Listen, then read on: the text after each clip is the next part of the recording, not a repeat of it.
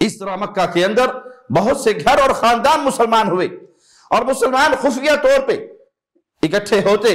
اور قرآن حکیم کی تلاوت کرتے، نمازیں ادا کرتے، جہاں جس کا کوئی داؤ لگتا، گھاٹیوں میں، وادیوں میں، گھروں میں، اور رسول اللہ صلی اللہ علیہ وسلم سے قرآن پاک سنتے، آپ کے خطابات سنتے، جس سے انہیں یہ معلوم ہوا کہ انبیاء کے پیروکار ان کی مخالفت کی جاتی ہے، انہیں تکلیفیں دی جاتی ہے، یہاں تک کہ معاملہ قتل تک بھی پہنچ جاتا ہے۔ اللہ کے رسول صلی اللہ علیہ وسلم اپنے صحابہ کی تربیت فرماتے،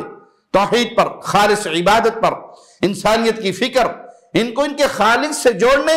اور شرک سے بچانے، اللہ کی مکمل اطاعت، طہارت قلب، لوگوں کا بھلا چاہنا، اللہ سے ڈرتے رہنا، آخرت کی رغبت اور اس کی طلب کرنا،